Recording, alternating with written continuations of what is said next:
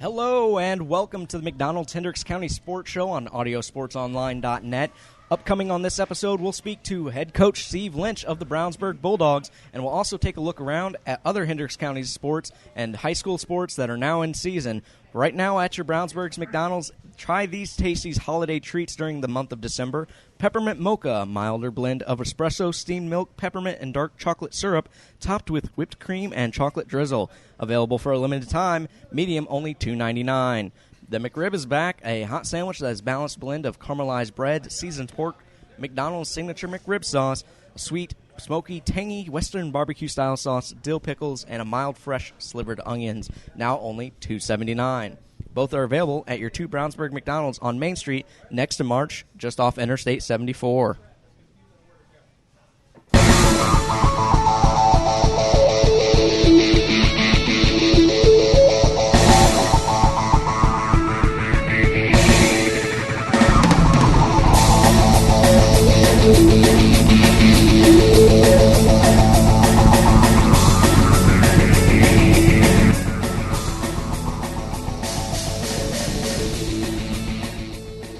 Today is Wednesday, December 4th, from the Main Street McDonald's in Brownsburg. This is the Hendricks County Sports Show.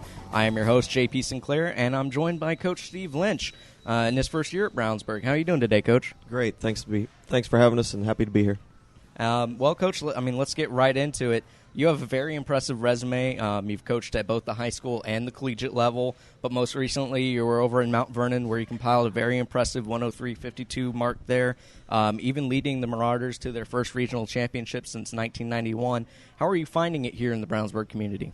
Oh, it's been very exciting. Just obviously the transition of moving, get my family situated, and adapting to a new job and new program. But we've really enjoyed it. Brownsburg's been a great town, and it's been a wonderful school to work at. And obviously through the process, just listening and learning about Brownsburg, has a wonderful reputation and found nothing but great things as we've moved here and got situated. Well, you were there at 9 years at Missouri State with Steve Alford, a name many Hoosiers are very familiar with, and it included a 1999 trip to the Sweet 16, the NCAA Sweet 16. How do you feel your time spent there at the collegiate level, especially with Coach Alford, helped get you to where you are now in your career? Well, I think Coach opened a lot of doors. Obviously, I was at Manchester College when he was hired there out of the NBA, and had a great opportunity to just learn so many things from him and meet so many neat people. And when you coach in college, one of the questions I was asked, well, what'd you do all day or what'd you teach? And I said, well, I studied film. We spent a lot of time just studying the game. And obviously Coach Alford being able to play for Coach Knight and just the experiences he had as a player was able to teach me a lot of things. It was just a wonderful experience that way. And then when he actually went to Iowa, I was able to stay with another guy named Barry Henson at Southwest Missouri State, and his ties go to Bill Self and Roy Williams and some people. So just really grateful to Coach Alford for the opportunity, and then Coach Henson for opening the doors to more people, just the opportunity to sit in some really neat coaching offices and listen to some great names of the game talk about basketball. Now, do you still find yourself sometimes still, even though you're a coach now, being a student of the game? Oh, absolutely. I think you're always a student of the game, always trying to learn and get better, always trying to find the next thing. I think that was one of the things that with our staff, I think one of the things that I asked was, well, what do you think? And they said that's the most impressive thing is you continue to ask, you want to learn, you want to know our opinions, and I think that's been the neat thing about the game and my enjoyment of the game. There's always something that you can do to get better. Athletics is a people business. You're working with young men and trying to find the best way to motivate them, to teach them. So always looking and learning to try and get better. Now, I see that your coaching career has taken you to some pretty exotic locations, including Alaska, Hawaii, and Puerto Rico. Would that come from playing in those tournaments at the collegiate level? A lot of those were collegiate tournaments where we got to travel to Puerto Rico. I'd never been to Puerto Rico. Wouldn't even really think about traveling there if it wasn't for basketball. And that was neat because we got to play Jerry Tarkanian and a Fresno State program. And, if you know the history a little bit, Indiana beat UNLV when Coach Alford was a senior to get to the national championship game. So that was kind of a neat tie going out there. and we were fortunate enough to beat them, and we were so excited to get to play on ESPN on New Year's Day, and then Cincinnati promptly beat us by 38 points. So that was a neat trip. Alaska was a beautiful, beautiful time. Learned a lot about Alaska and just being able to play basketball up there. And then again, I don't know that I would have necessarily traveled to Hawaii, but the opportunity to go there and see the USS Missouri, because we were at Missouri State at the time, to be able to learn the history of some of the World War II history and see Pearl Harbor and things like that. Basketball has been really good and a great opportunity for me to travel and see some places I normally wouldn't have been able to see if I hadn't. Well, let's get right into the meat and potatoes, Coach, and that is basketball and your team. 1-1 on the year, had a very tough loss against a number 1 ranked team in Carmel, including a very, very highly touted prospect in McRoberts. But you followed that up with a nice win again at Southport. But let's go and take a look at that Carmel game first. It was a very close game right up to the end. Your team held the halftime lead, even 20-18. But in the fourth quarter, it was a very different story as the Greyhounds really pulled away in closing time. How did you feel about your team and the way they played in that losing effort? Well, I was really happy with the first 24 minutes. We battled, we fought, we mixed our defenses, we kept them off balance, and I thought we played really good basketball. And through 3 quarters, there wasn't much to pick at as far as our effort was good. It was a first game atmosphere. There were some mistakes, but I thought at the start of the fourth quarter they made a few plays and we had a few turnovers and we hung our head a little bit. And they had an 11-0 run to start the quarter. We scored with about 3 minutes and 30 seconds into the quarter, so we still had about 4.5 minutes to play, but we lost a lot of momentum there. We talked a lot about what we did that first 3 minutes of the fourth quarter and the things that we'd have to do to fix it. And I was really proud of the kids, though. For the last 4.5 minutes, we battled. We just, when you dug a hole against the number 1 team in the state, you just put yourself kind of backs against the wall at that point. But I thought the kids battled and really recovered from our mistakes in the first 3 minutes.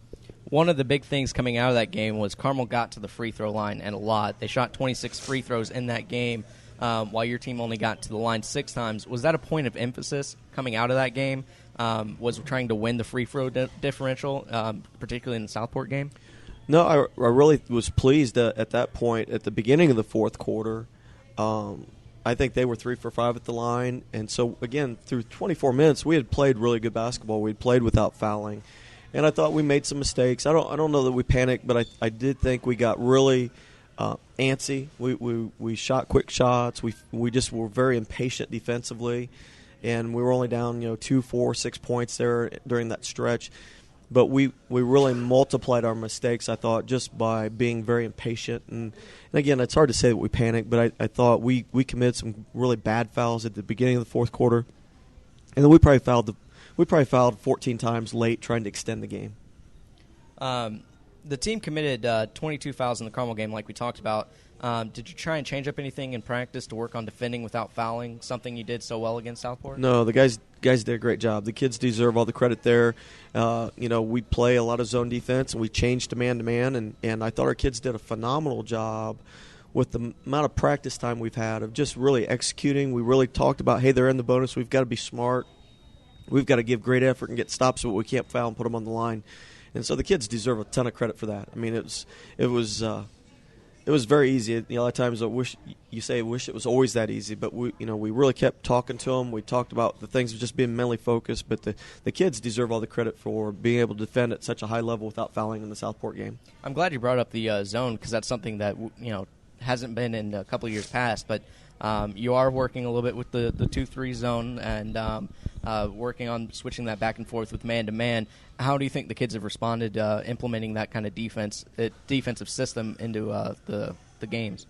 This early, with the limited amount of practice time, I think they've been very good. I think we had a couple of miscommunications in the Carmel game that cost us and kind of hurt us, and we talked about those. Just making sure we're on the same page all the time. I thought Kyle Thompson was awesome in the Southport game of always re-communicating what defense we're in. And so, the kids did a great job. They deserve a ton of credit.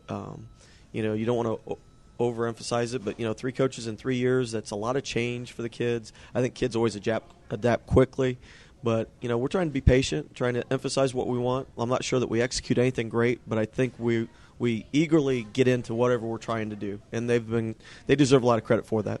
Well, let's go ahead and take a look at that Southport game in which you received your first victory as the head coach of the Bulldogs. You rallied from a pretty bad first quarter in which you only got 4 points, but you made some great adjustments and really flipped the script. You held the Cardinals to only 29 points over the final 3, including the fourth, where you just held them to 8 points, but you and your team got 19 in that fourth quarter. No, the kids did a great job, and again, they deserve a lot of credit for sustaining their effort. Again, you talk about a script. I don't know that you could script a first win better. We didn't play well. It was not going our way. Great opportunity for our kids to hang their head, and they didn't. They kept fighting. We kind of had it back in the third quarter and had some really crucial mistakes at the end of the third quarter, yet they came to the huddle very excited. They came to the huddle focused, and you just had a good feeling that good things were going to happen. Where we were going to win or not, it was up to the fourth quarter. But I liked where the kids were at mentally, and for this early in the season, I thought it really displayed a lot of what we have as far as a basketball program.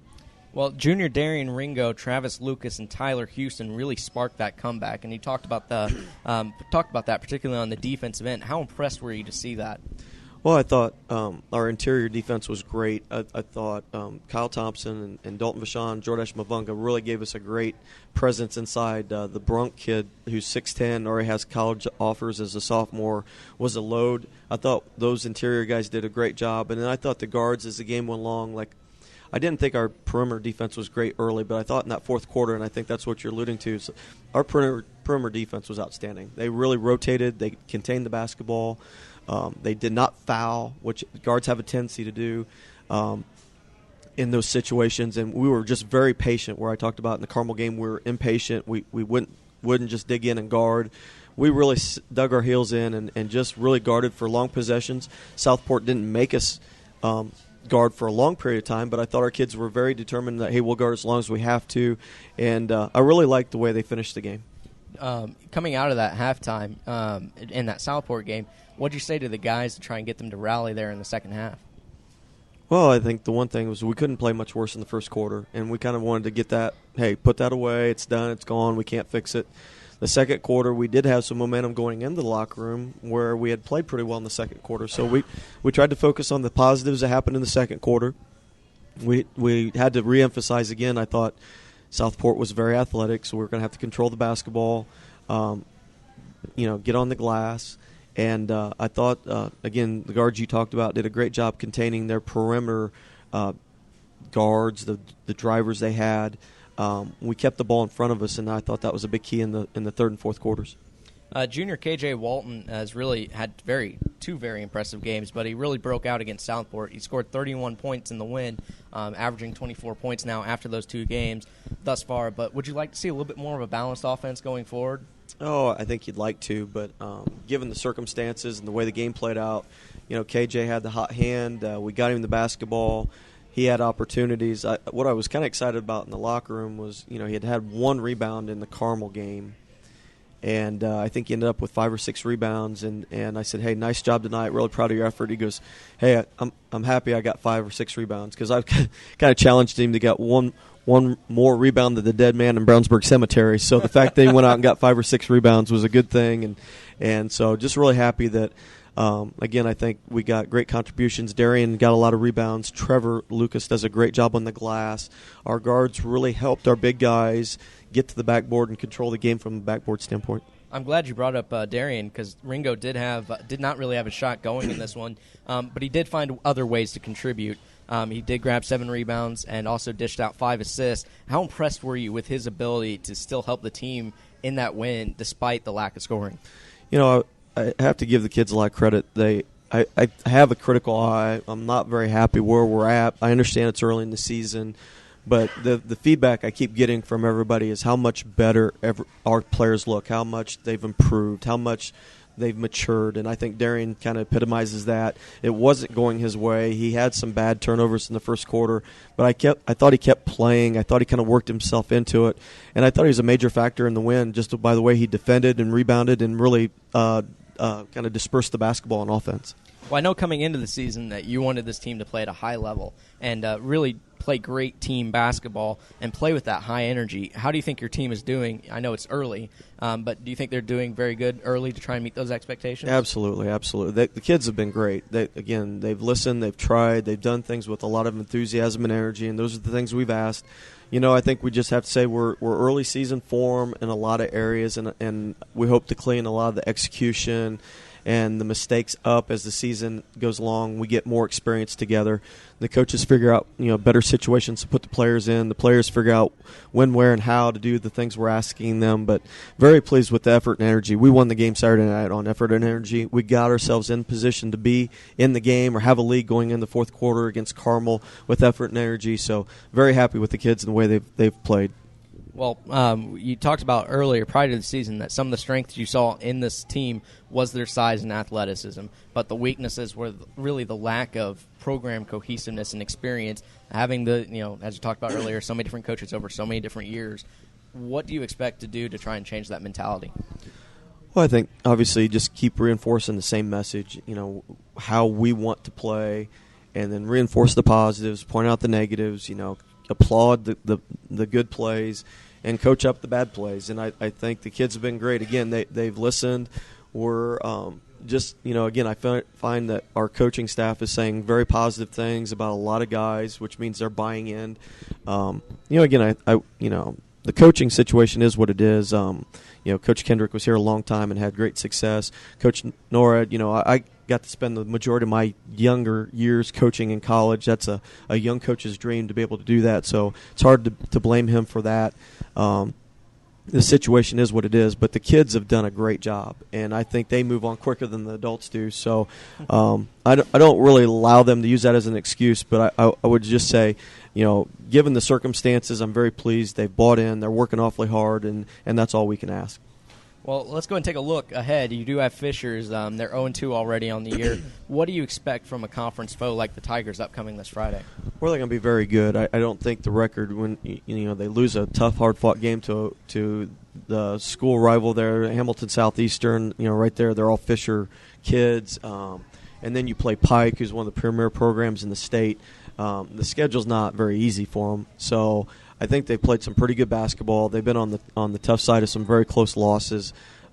We played them a little bit this summer, so got to see a little bit. I know Coach Leonard, by coaching at Mount Vernon, being over on the east side, we've seen him play a little bit.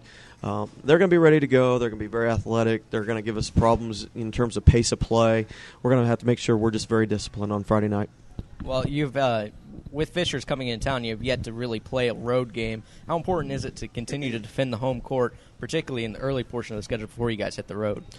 Well, I think there's a lot of reasons you want to play well at home. You like envy, I guess, when you see the football stadium packed and the great fan support we have for the football team. We'd like to be able to create some success, create some energy, create some excitement about coming to a basketball game. And I think the better the kids play, I know our student body was really excited Saturday night, and it was great to see them in the cafeteria and things this week. So, again, just creating that atmosphere where we play well at home so our own fans come out and watch. And I think, again, too, I think you got to take care of home court because it's hard to win on the road. The schedule's a brutal schedule for us to get out there. And so the more you can take care of home court, the better. I think it builds confidence. And we got to have confidence that we're going to win at home. Okay, and what time is that game Friday? Game's going to be 6 o'clock JV, 7:30 varsity start. And love to have everybody that's not doing anything come out and watch the Bulldogs. Well, there you have it. I mean, you guys can come out and support the Brownsburg Bulldogs as they go up against conference foe Fishers. Well, Coach, I mean, it's been fun. I hope you enjoyed being on here as much as we enjoyed having you on. Wish you luck going forward with the rest of the season. Maybe even get a chance to have you back on again in the near future. But we're going to take a quick break, and then when we come back, we'll take a look at the around the county and some of the results of the early portion of the winter sports schedule. You're listening to the McDonald's Hendricks County Sports Show on AudioSportsOnline.net.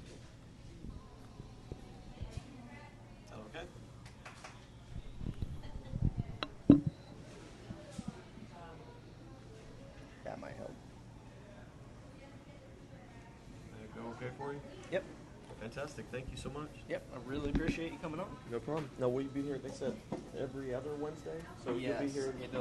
I know, like, some of the times I'm going to be in Avon. Right. I'm not sure if they're having us talk about it or not. I'd have to relook at the schedule. But I know, like, every other Wednesday I'm supposed to be talking to different coaches. Okay, no, that's great. Hey, I appreciate it. Really do. Yep. Thank you so much. And oops, left my phone sit there. Yep. So if you need anything, let us know. Yep. Okay. Really Thanks. appreciate it. Hey, Steve Lynch.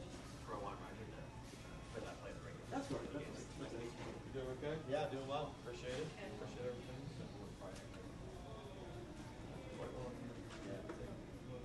Good on tape. They look fast. They look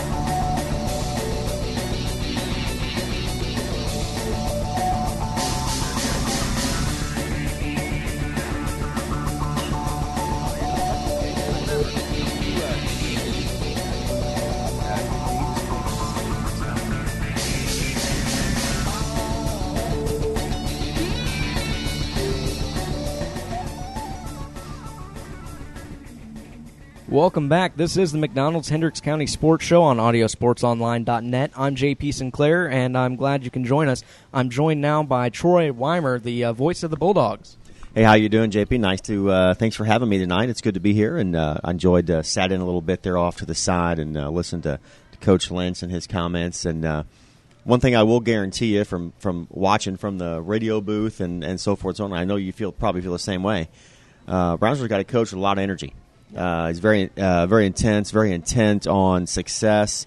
Really seems like he has a real good knowledge of the game. He's got a lot of passion for the game, and I think that's important. You get a first-year coach in there, and lost Coach Norwood last year to the collegiate ranks, and I think it's important. And I think going back just to the Carmel game, even though it started, it was a loss in the end, I really thought that Coach Lynch kind of set the bar for intensity. I think the players kind of set the bar for intensity for those first three quarters. You're playing the number one team in the state in Class 4A basketball and in played Indiana. them very well for 3 solid quarters, and I think that's really impressive, particularly coming out in the first game under a new head coach. Yeah, I agree 100%. And then, they had the win over Southport, and, so that kind of makes Friday night's game, 7:30 for the varsity tip at Varsity Fieldhouse here at Brownsburg High School. It's kind of a watermark maybe for the beginning of the season here. We go get a win against a fast, athletic Fishers team. And play really good, solid 4 quarters of basketball. I think it's real important. Well, let's go and take a look at some of the results from the early portions of the winter sports schedule. We'll go ahead and take a look at Brownsburg first. As we talked about, the men's basketball team for Brownsburg High School, Steve Lynch, the team is 1-1 early going, losing to Carmel 54-41 and beating Southport 50-43. Their next game is against Fishers, like we talked about, at Brownsburg this Friday, 6 p.m. JV, I believe, or chips at 6 o'clock, so definitely want to go out and support the Bulldogs for that. But let's go ahead and take a look at the varsity girls side. That basketball team is off to a very impressive start, 4-0 in the early going of the season with a very convincing win over Hoosier Crossroads Crossroads Conference opponent Lafayette Jeff. After trailing much of the first 3 quarters of the action, the Dogs really got into it, and they scored 25 points in the final quarter to take the lead and secure the win. Aaliyah Walker scored a game-high 19 points and grabbed 10 boards. Riley Olmstead added 18, hitting free throw after free throw in the final minutes of the action. And Devin Courtney hit a big 3 in the fourth quarter and finished with 11 points. Hannah Mingus also pulled down 11 boards, and while Hannah Linville played awesome defense on the Broncos' speedy guards and sharpshooters. Well, I think that one of the things you look at the girls' success, they're at 4-0, of course, over the last few years, kind of establishing that a little bit more of a tradition of success in girls varsity basketball at Brownsburg with Mavunga and so forth. And I think that, hey, they're 4-0. This is Indiana high school basketball. You start the season off 4-0, that they're in a good position to really make some noise in the conference. Yeah, and it's very tough. I mean, you think about it. They lost Indiana basketball last year. That's always tough to recover from when you graduate a player of that caliber.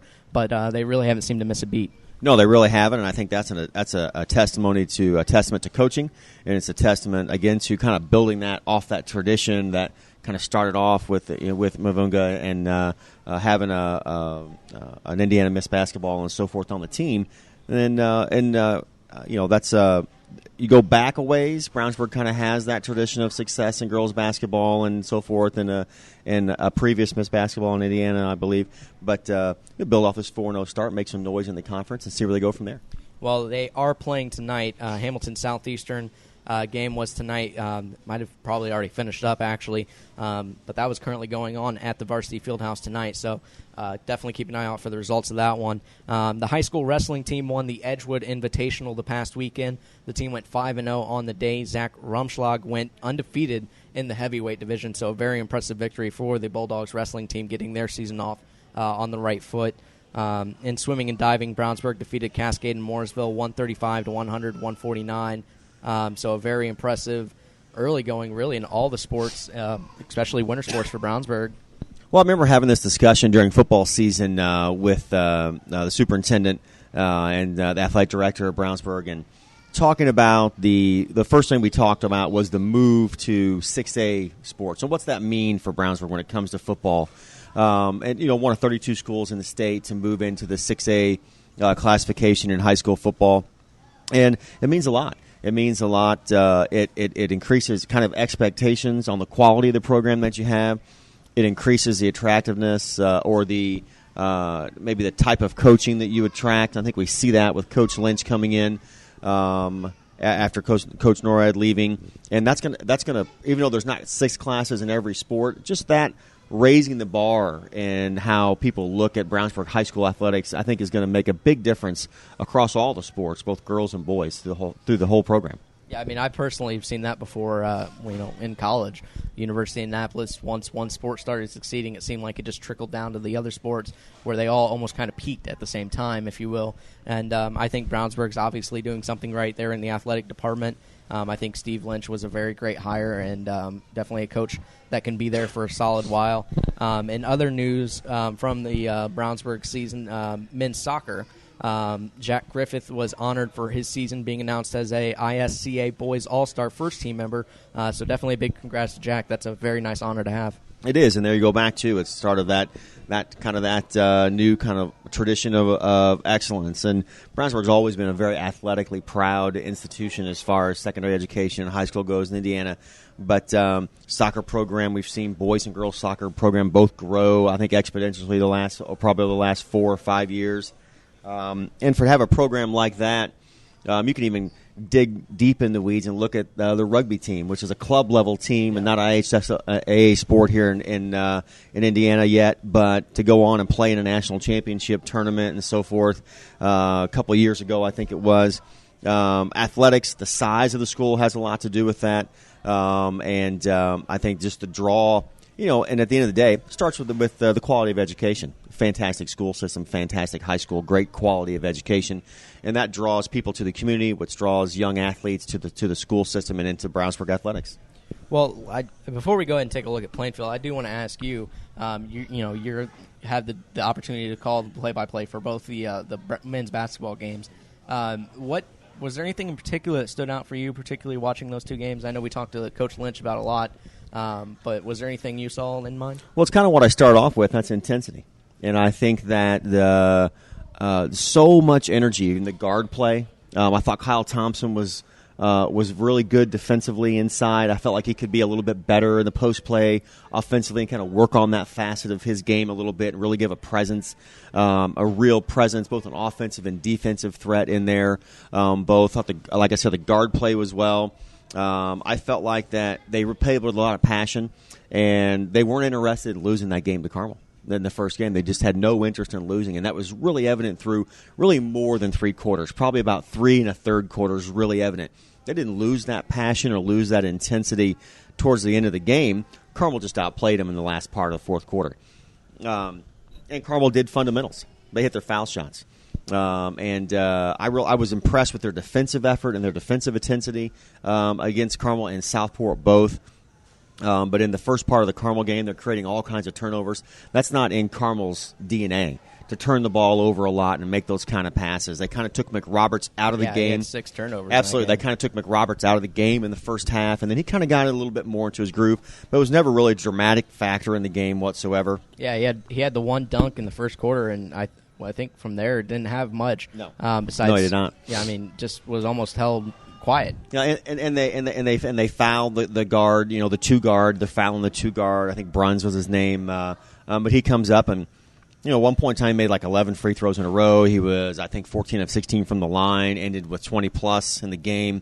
And that's not something you can predict. The formula was there for success, and it just didn't work out. And you go back to the adage, you're not going to win them all. Number 1 team in the state in Indiana comes in Class 4A basketball. You play them solid on your home court for 3 1/2 quarters, 3 1/3 quarters. You just couldn't button it up in the end. I thought the Southport game was just a solid win. I think it was an important win. I think coming off that loss from Carmel, showing that intensity again and really kind of organized. You see a lot of we saw really good play inside. We saw good guard play. We saw good defense, all kind of mixed together in a really perfect storm at the Southport game for Lynch. And I expect the same thing Friday night against Fishers. Well, with the talk about the energy has been so much more for this team. You look at it defensively, having the ability to switch to a zone 2-3 zone rather than having it just man to man. That really can up the intensity, particularly from guard defensive plays, running off shooters, and really closing down the inside of the lane. Well, and I think that was one of the aspects of the game that was all about coaching in the Carmel game was the 2-3 zone play. I felt like that really kind of kept the ball out of McRoberts' hands. They kind of denied that entry pass in the first half. And you've got to have good swarming defense. And even when the game was starting to slip away a little bit, they moved to a trap. They pick them up about 3/4 court with the 2 guards. And really played good defense there, and even were able to create some turnovers in the early part of the fourth quarter. But again, just couldn't button it up at the end to get the W.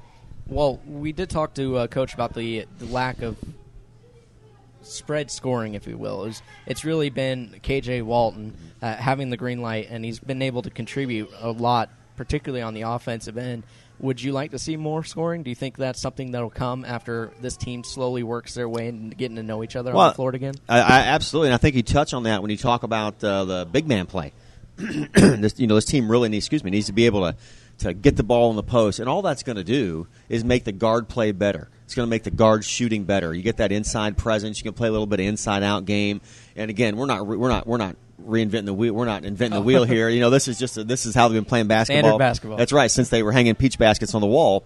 But I think that's important. And when you've got a big man presence like Thompson for the Bulldogs inside, I think that working on that, get him the ball at the elbow, run that baseline a little bit, trying to look for that pass. They run a really nice kind of a movement, high pick offense. It's kind of the same offense, in my opinion. Coach Lynch may disagree that Indiana runs. You get that high screen at the top, and you come off of that, kind of work the baseline, move the ball around the perimeter, and look for the open shot. But if the big man's got the open shot, he should turn and hit it from 15 in. And if the guard player has got the shot, then you're out there, you're taking a 3 or driving to the paint, maybe dish it or try and draw a foul, get a 3-point play. Well, it'll be very interesting moving forward. But let's go and take a look at Plainfield High School. I know Brownsburg's mainly your mainstay, but let's go and take a look at some of the other Hendricks County schools.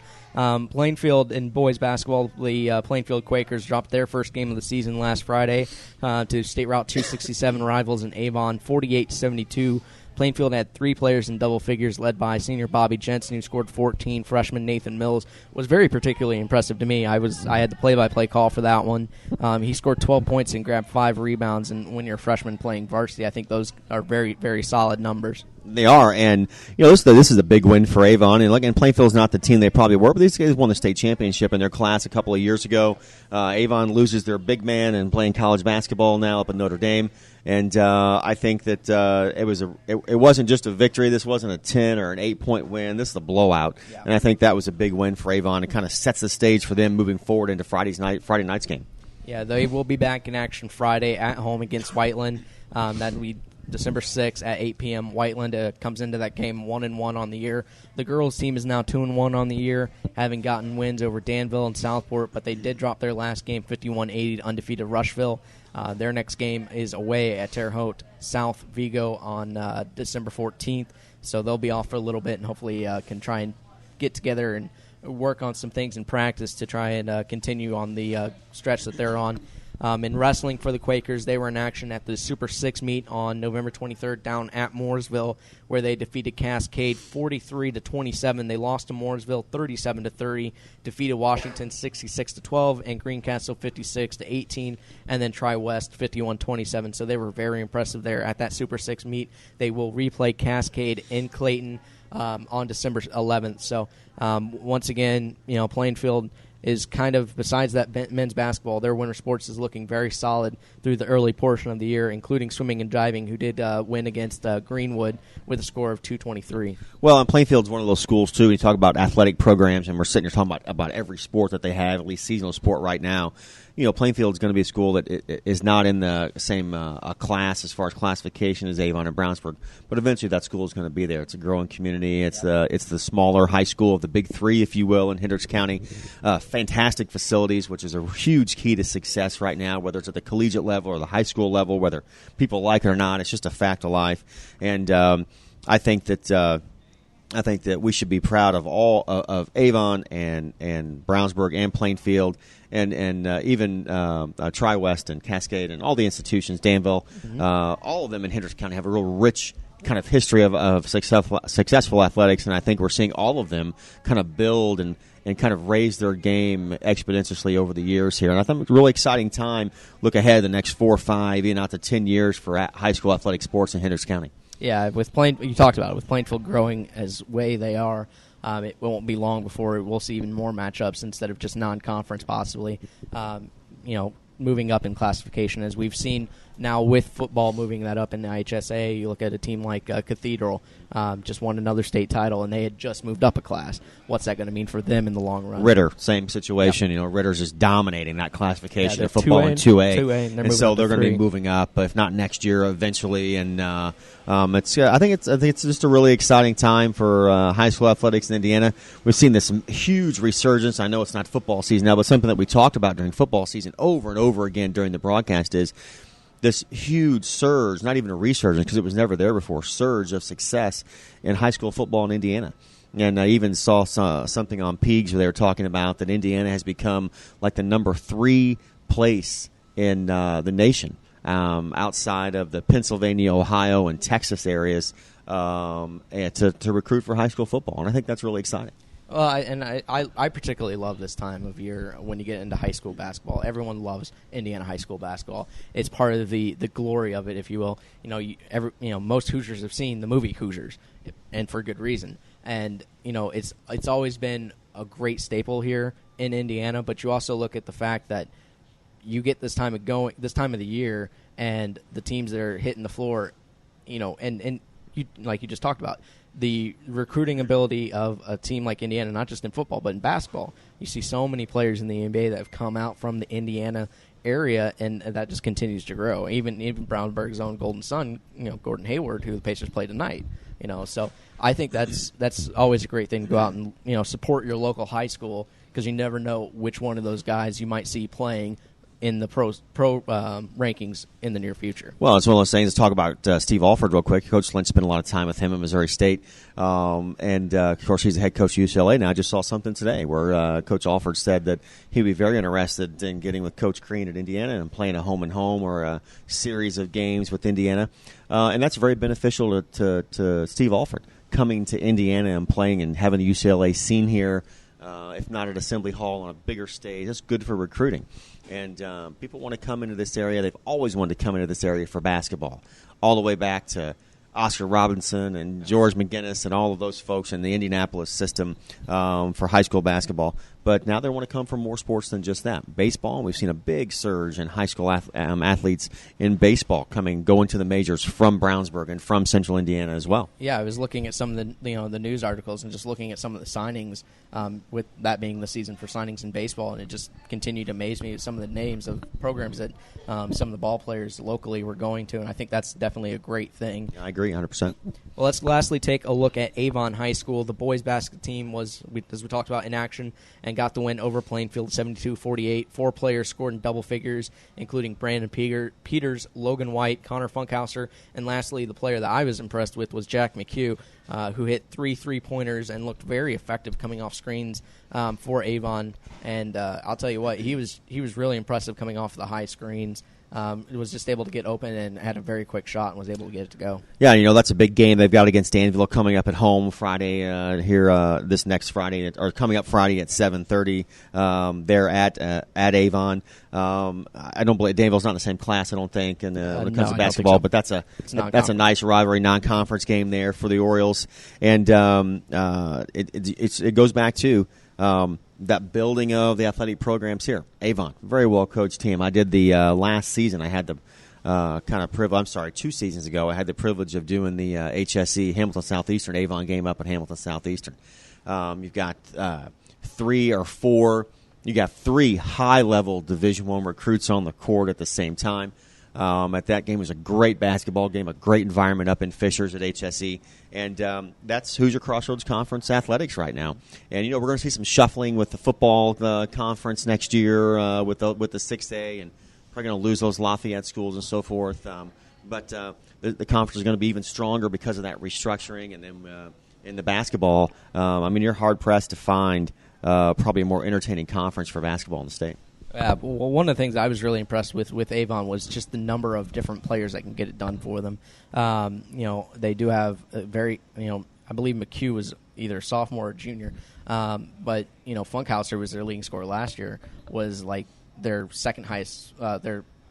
He did score in double figures, but he wasn't leading the team, and I thought that was very impressive because you look at the way they dominated, and he still was on the court for a lot of that action. So definitely a team to keep an eye on is Avon if they continue to play that well during the course of the season. In girls basketball, the Orioles, though, are really, really struggling in the early going. They have dropped their first 5 games of the season, only scoring 37 points per game and shooting at a 33% clip. They did lose to Southport last night, 47-55. They've been pretty much led by Lexi Short. She scored 17 in that loss, but they're really struggling trying to get it turned around. Well, and I think one of the things you find in girls basketball versus boys basketball in Indiana and within the conference even especially is you'll have a lot of teams that are kind of bunched together when it comes to success in boys basketball. In girls basketball, you usually have a couple of clear defining leaders in the conference, and then there's a big drop-off when it comes to talent or success, maybe, I guess, and record and shooting percentage and skill level after that. And I think that's just part of girls basketball is not where boys basketball is in Indiana. It'll take it a while to get there, but it's very entertaining. And if you get the opportunity to go out and watch IHSAA girls basketball or Hoosier Crossroads Conference girls basketball, whether it's in Brownsburg or Avon or wherever it may be, take the opportunity to do it. A lot of coaches out there that are breaking into the ranks, really coaching the rear ends off in girls basketball in Indiana, and you're going to run across some really good talent like we saw in Brownsburg last year. Well, even though they're not getting the W's, Lexi Short for them, I believe she's either a freshman or a sophomore, but she is really being the leading scorer, and you're a freshman or sophomore is a very, very impressive thing to do. And she's looked really, really good. So it'll be interesting seeing if as she gets gets a couple more grades on her if her talent continues to grow and if that makes the program better as a whole. Well, and a freshman or sophomore that's averaging those kind of statistics and has that presence that gets your attention and fans' attention and writers' attention on the court like that now as a freshman or sophomore, if she keeps it up and can steadily improve, she'll be playing Division I basketball somewhere in college. Well, Avon did defeat Plainfield in wrestling 49-24 this week.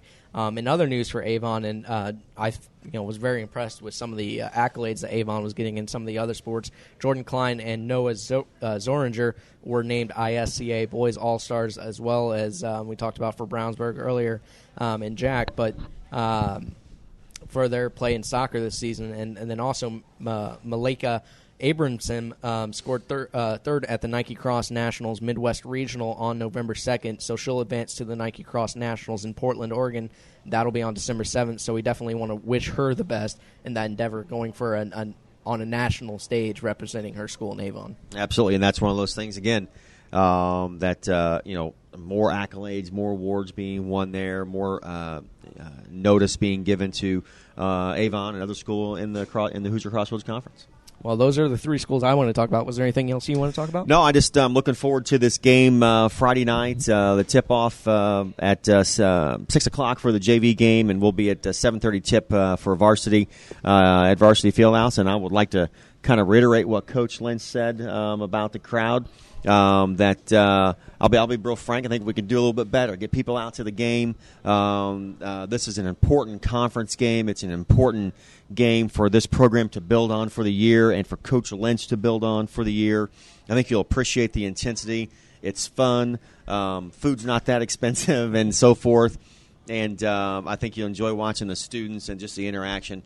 And one of the equally entertaining things about going to a Brownsburg varsity basketball game now is watching Coach Lynch on the sideline. He's intense. He enjoys the game. You can tell he enjoys coaching. He's not afraid to wave his arms around and maybe stomp his foot a little bit.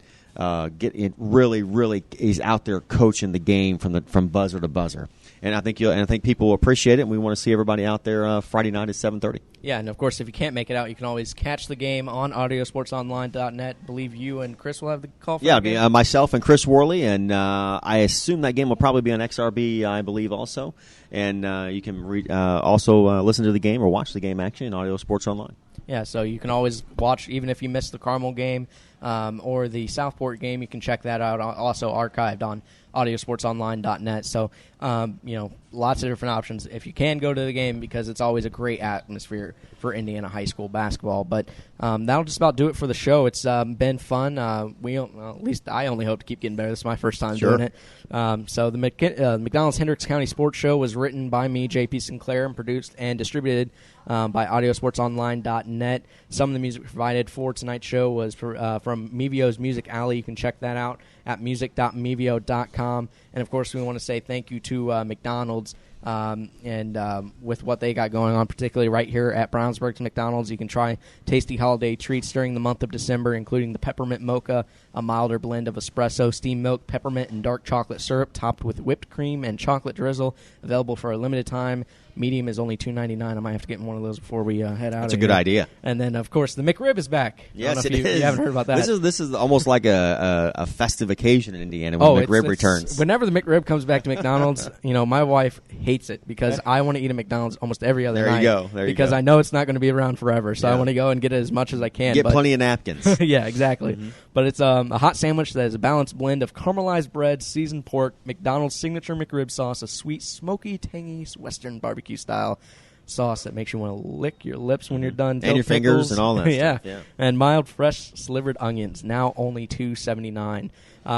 So also, like we said, we want to give special thanks to McDonald's for hosting us here today. And also, of course, special thanks to Brownsburg boys basketball coach Steve Lynch for joining us in today's show.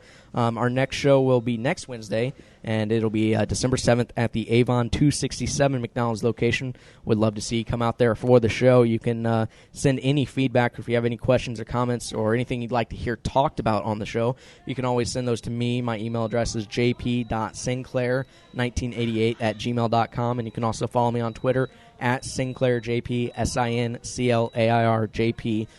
Thank you guys for tuning in. We'll see you next show for next Wednesday. Till then, I'm JP Sinclair, hoping you enjoy high school athletics as much as we do.